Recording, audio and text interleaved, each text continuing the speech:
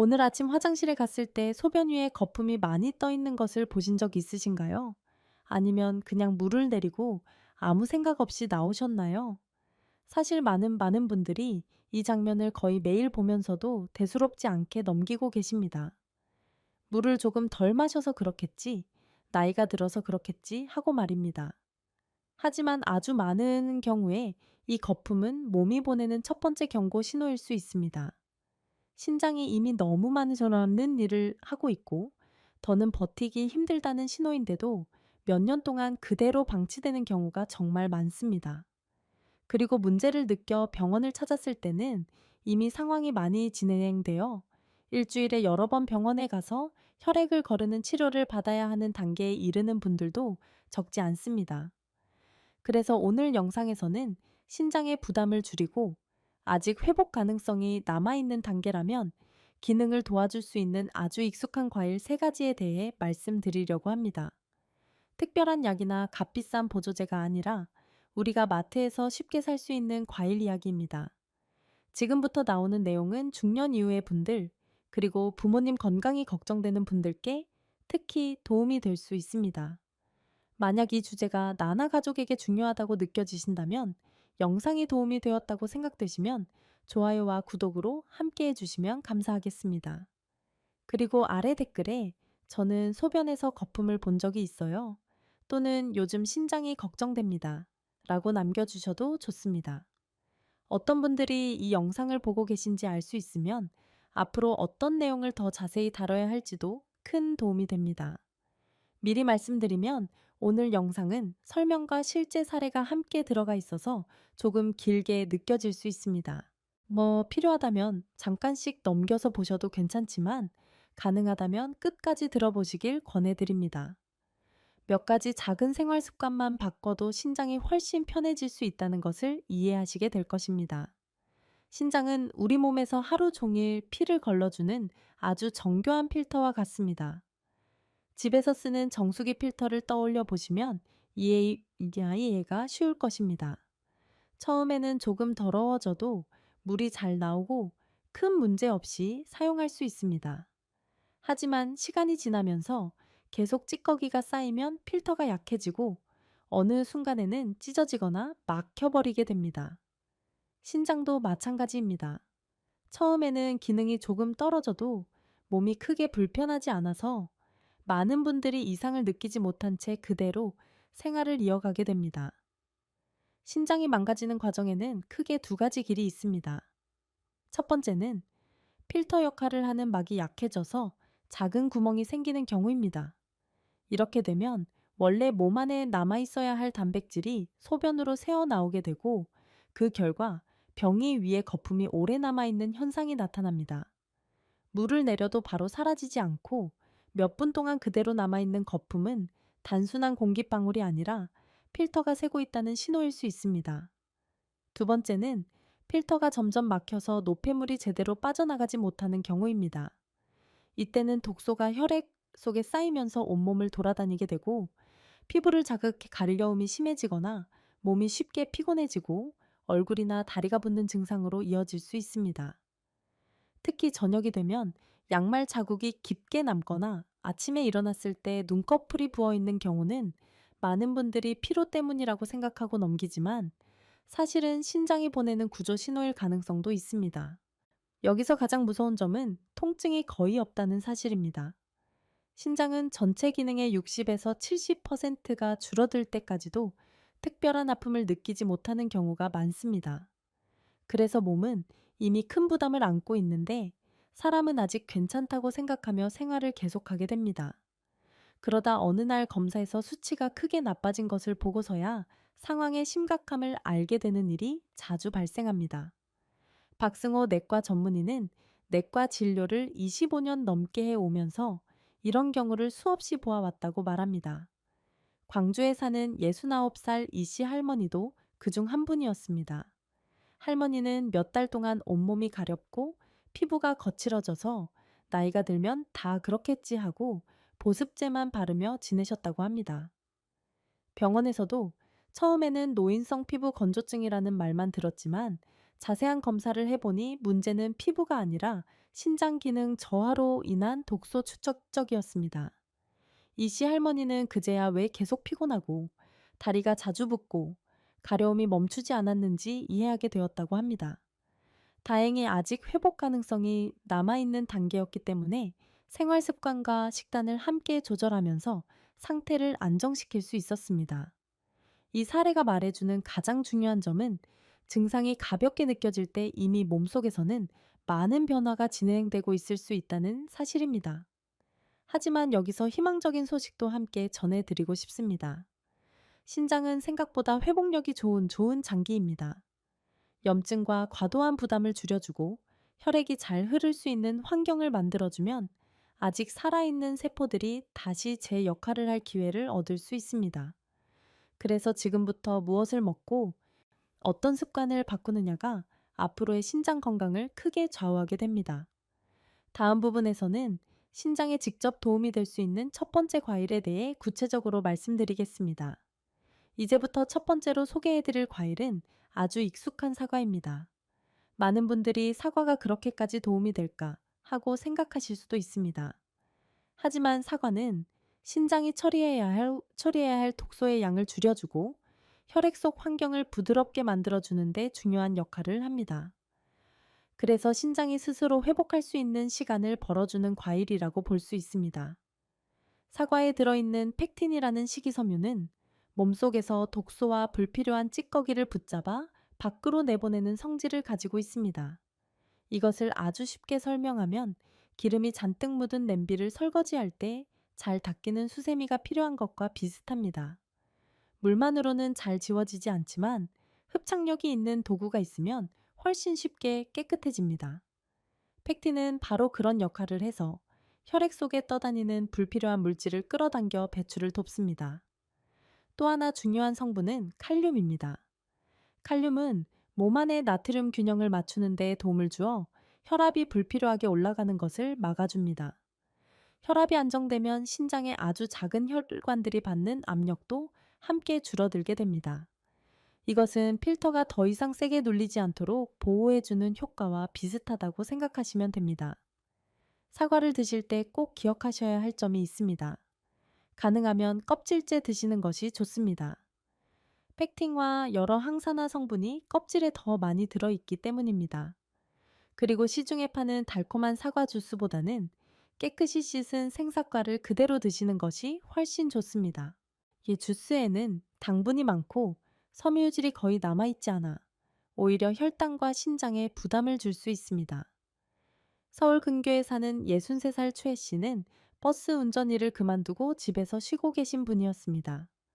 아침마다 소변에 거품이 많고 저녁이면 다리가 묵직하게 붓는 느낌이 계속되어 걱정을 하고 계셨다고 합니다. 병원 치료와 함께 매일 아침 따뜻한 물 한 컵과 사과 한 개를 꾸준히 드시기 시작했는데 약 5주 정도 지나자 눈에 띄는 변화가 나타났습니다. 아침에 보이던 거품이 훨씬 줄어들었고 하루 종일 느끼던 다리의 무거운 느낌도 한결 가벼워졌다고 합니다. 여기서 꼭 짚고 넘어가야 할 점이 있습니다. 사과는 기적처럼 병을 한 번에 고쳐주는 약이 아닙니다. 대신 신장이 처리해야 할 부담을 줄여주고 염증과 압박을 완화해 주어 몸이 스스로 회복할 수 있는 환경을 만들어주는 역할을 합니다. 이런 작은 도움이 매일 쌓이면 신장은 그만큼 더 오래 건강을 유지할 수 있는 힘을 얻게 됩니다. 다음 부분에서는 신장의 혈관을 지켜주는 또 다른 과일에 대해 이어서 말씀드리겠습니다. 이제 두 번째와 세 번째 과일을 함께 살펴보겠습니다. 이 두 가지는 역할이 서로 다르지만 함께 사용하면 신장을 지키는데 서로를 보완해주는 좋은 조합이 됩니다. 두 번째 과일은 비타민이 풍부한 작은 열매, 바로 블루베리입니다. 신장은 수많은 아주 작은 혈관으로 이루어진 기관입니다. 이 혈관들이 건강해야 혈액이 원활하게 흐르고 노폐물이 제대로 걸러질 수 있습니다. 그런데 나이가 들거나 혈압과 혈당이 오래 높게 유지되면 이 미세한 혈관들이 점점 딱딱해지고 좁아지게 됩니다. 그러면 신장 필터로 들어오는 혈류가 줄어들고 이어 염증이 생기기 쉬운 상태가 됩니다. 블루베리의 풍부한 안토시아닌 성분은 이런 미세 혈관의 염증을 줄이고 혈액이 더 부드럽게 흐르도록 돕는 역할을 합니다. 쉽게 말해, 굳어가는 호스를 다시 조금 말랑하게 만들어 물이 잘 흐르게 해주는 것과 비슷합니다.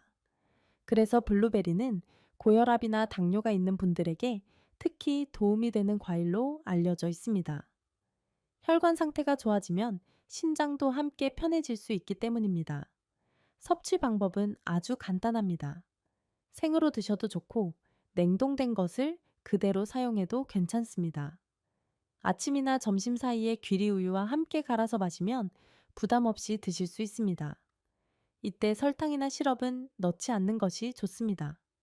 이미 과일 자체의 단맛으로도 충분하며 불필요한 당분은 오히려 신장과 혈관에 부담이 될 수 있습니다. 경기도에 사는 이른한 살 김 여사는 몇 달 동안 발목이 자주 붓고 밤에 자주 깨는 일이 반복되어 생활이 불편했다고 합니다. 병원 검사에서는 심각한 수치는 아니었지만 혈관 상태가 좋지 않다는 말을 들었다고 합니다. 식단에 블루베리를 주 3번 이상 꾸준히 추가한 뒤 약 6주가 지나자 저녁마다 심하던 발목 부기가 눈에 띄게 줄었고 밤에 깨는 횟수도 함께 줄었다고 합니다. 잠을 깊이 잘 수 있으니 낮에 느끼는 피로도 훨씬 덜해졌다고 합니다. 이제 세 번째 과일인 배에 대해 이야기해 보겠습니다.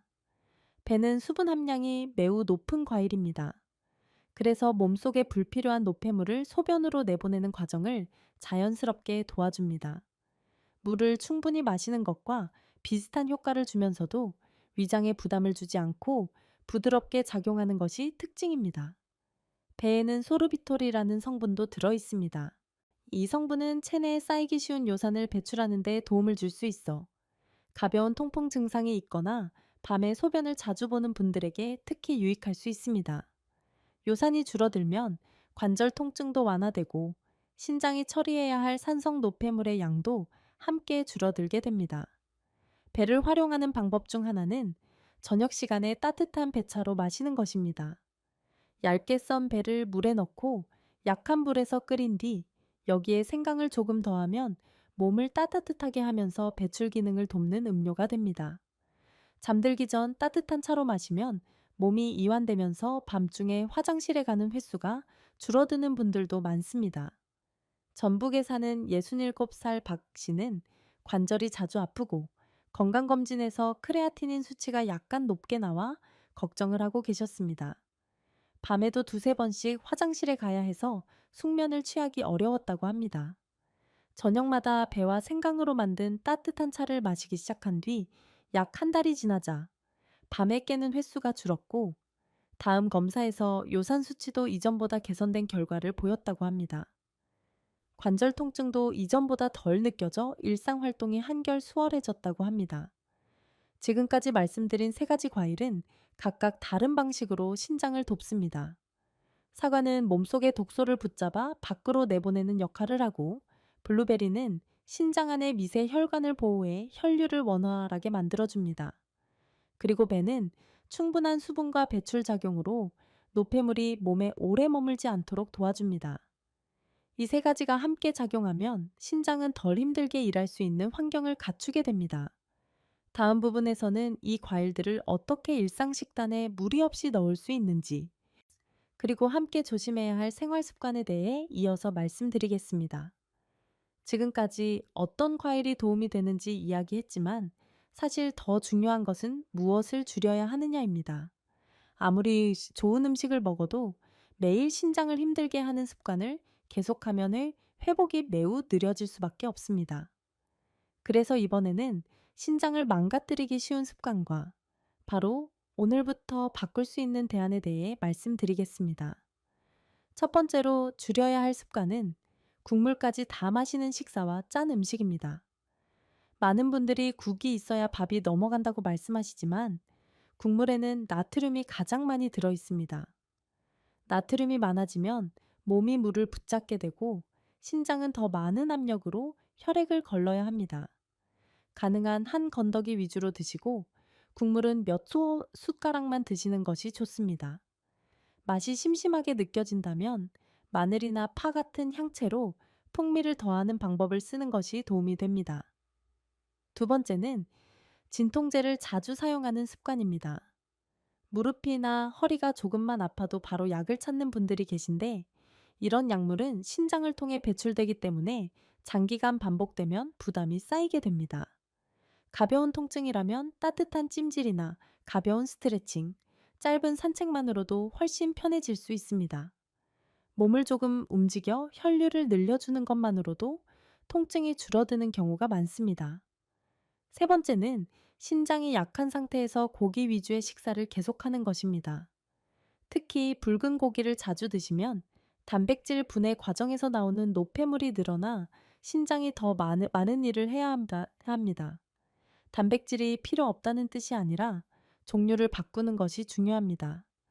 생선, 달걀, 두부와 같은 단백질은 소화와 배출 부담이 상대적으로 적어 신장에 더 부드럽게 작용합니다. 한 끼의 손바닥 크기 정도만 드시는 것도 좋은 기준이 됩니다. 네 번째는 매일 마시는 술입니다.